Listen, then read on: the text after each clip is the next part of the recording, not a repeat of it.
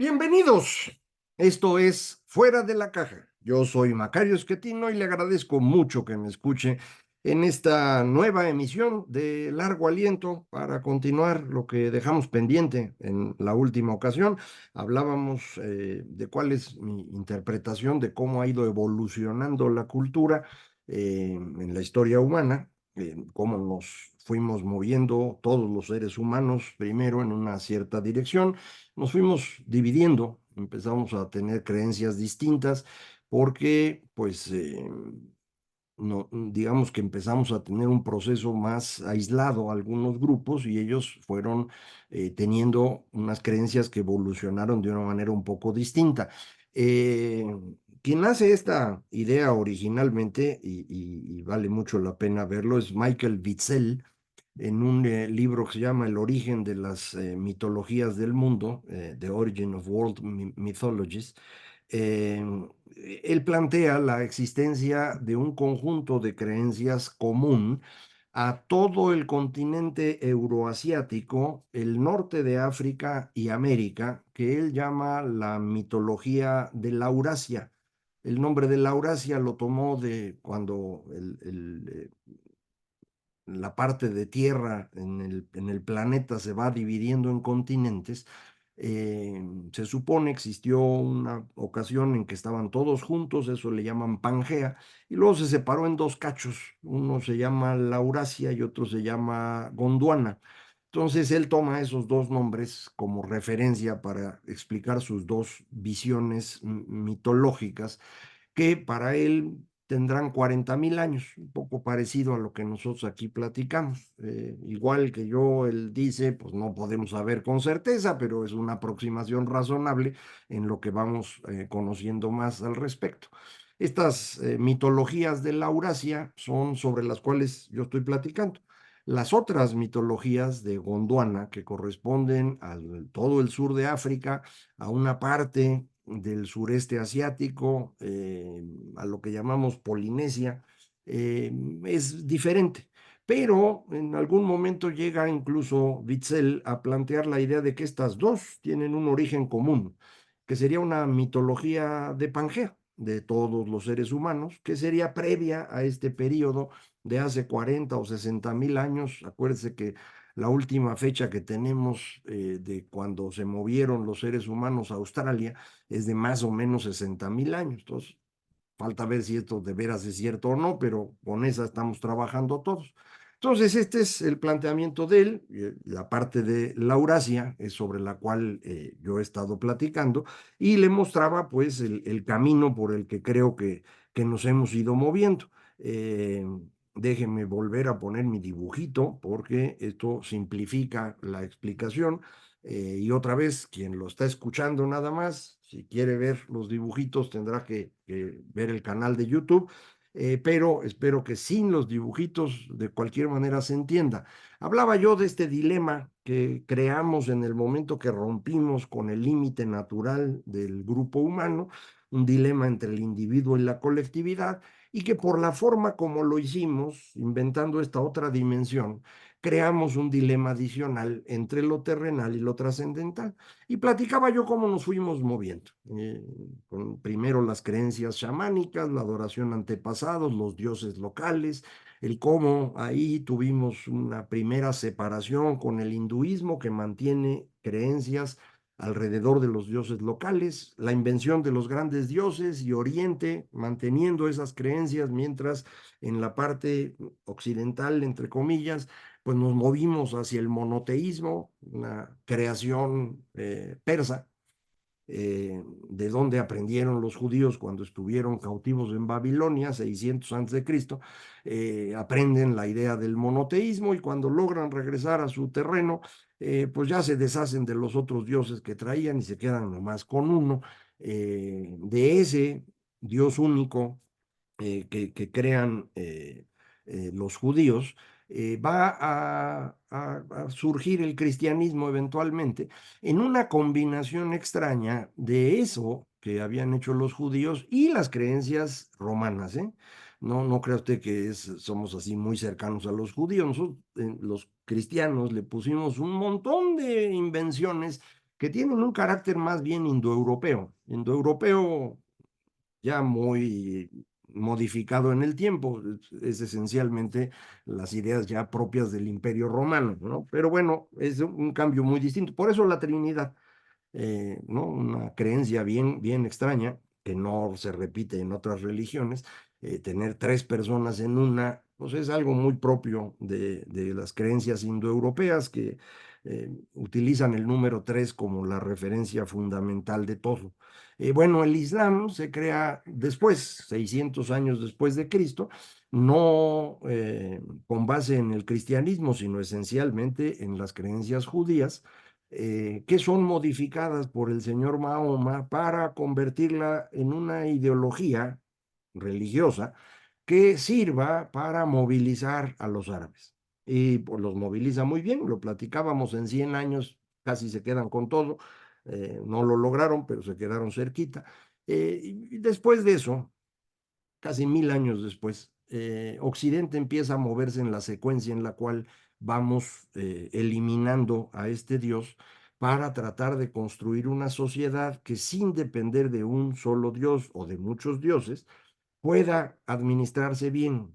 Y pues esa es nuestra secuencia, el deísmo, luego el agnosticismo, frente al cual aparecieron ideologías totalitarias, y pues recientemente la creación del Estado laico en forma, frente al cual nos han aparecido estos dos ideologías muy recientes, que son la ideología woke y su contrapartida, que es las creencias evangélicas, que no son exactamente una denominación más en las que llamamos protestantes, sino que son una construcción hecha para alcanzar el poder político. Ese es Donald Trump, es Jair Bolsonaro, es Nayib Bukele, es Andrés Manuel, todos ellos son de ahí. Y esto es lo que estamos enfrentando hoy en todo el mundo. Nosotros en la parte latina seguimos un camino un poco distinto al que estaba yo comentando. Más o menos la misma secuencia de lo trascendental a lo terrenal, pero mucho más colectivista desde el principio. Nos costó trabajo el tema de la reforma, ese que en Países Bajos va a ser el espacio sobre el cual puede crecer Spinoza. Para nosotros, la reforma lo que da como resultado en España e Italia es la contrarreforma. Nosotros no queremos eso. Y entonces, pues tratamos de defender lo que funcionaba. De ahí surgió, entre otras cosas, la escuela de Salamanca, que es algo que frecuentemente escucha uno aquí en América Latina o en España, diciendo que miren, el liberalismo realmente lo inventamos nosotros allá en Salamanca, y ese es Vitoria, y ese es todas estas creencias que van a surgir de esta escuela tienen su origen en un intento de aprender del liberalismo lo que está funcionando, pero sin deshacerse del Dios cristiano. Ese es el esfuerzo que hace. No fructifica, la verdad, ¿eh? Y pues a lo que nos va a llevar es que en el siglo XIX, cuando es el proceso de independencia en América Latina, al mismo tiempo que está el proceso ya de creación del agnosticismo en Europa Occidental, nosotros nos independizamos del Imperio Español y lo hicimos con grupos de derecha, si quiere usted verlo así. Los que independizan a América Latina son los conservadores, no los liberales. Celebramos a los liberales, que si Hidalgo, que si Simón Bolívar, pero no, fueron los conservadores los que se quedaron con todo. Son los que se hacen multimillonarios a fines del siglo XIX, lo habíamos platicado ya en alguna ocasión, aprovechando el momento en el que Europa necesita. Y por cierto, aprovecho para corregir un error de aquella vez que lo platicamos. Quien lo demuestra es Leandro Prados de la Escosura, porque dije Pérez, perdóneme usted. Bueno, esto es lo que ocurre aquí en América Latina, y de ahí va a surgir cuando la Primera Guerra Mundial destruye a estos multimillonarios, les destruye el negocio. En América Latina quienes toman el poder son los populistas, el populismo de Lázaro Cárdenas, el de Getúlio Vargas en Brasil, el de Juan Domingo Perón en Argentina, el aprismo en Perú. Son los movimientos populistas que van a aprovechar esta inmensa desigualdad que se había hecho en América Latina para vender la idea de que ellos van a resolver el problema. Acuérdese que los políticos se dedican a eso, a convencerlo a usted de que ellos saben cómo resolver el problema, con el objetivo de tener el poder. ¿Para qué quieren el poder? Pues porque el poder tiene muchas ventajas. Entre otras, se puede uno quedar con dinero de los demás, lo que se llama apropiarse de las rentas. Bueno, pues eso exactamente es lo que ocurre en América Latina.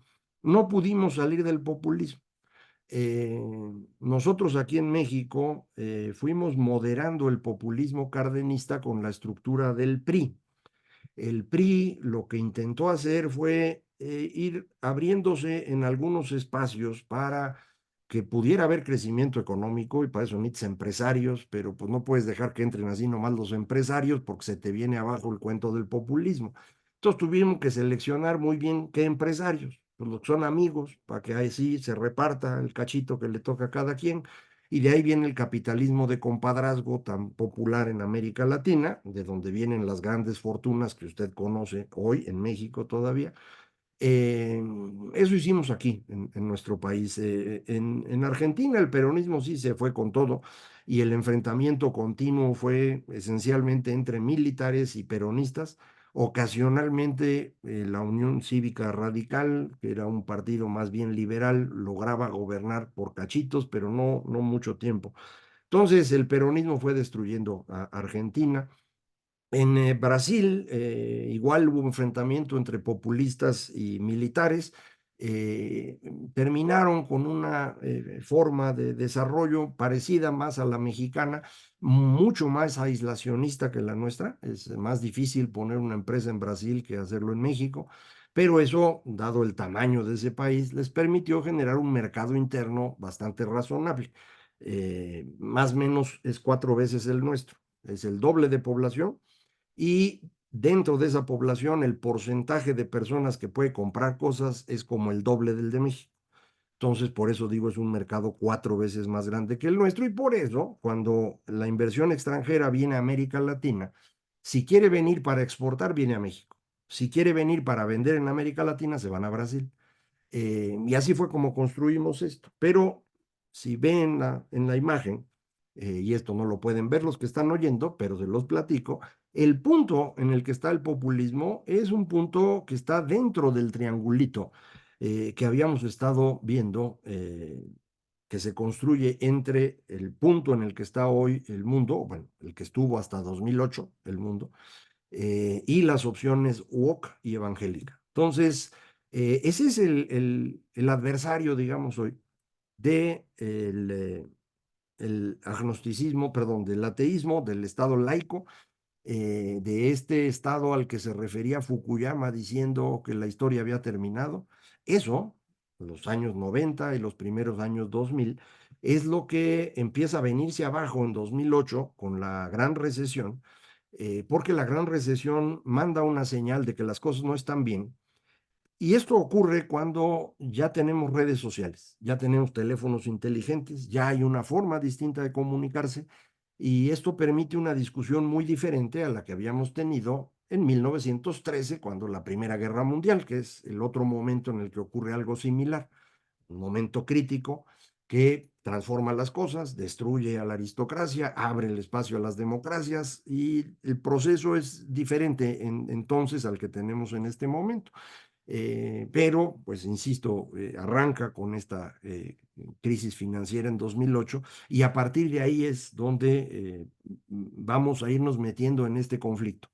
Empiezan a crecer los WOC, eso es el movimiento 15 de marzo en España, que se convierte después en Podemos, luego en Unidas Podemos, y ahora ya colonizaron a todo el Partido Socialista Obrero Español y tienen como presidente en España a un López Obrador, nada más que en alto y guapo, pero es exactamente igual.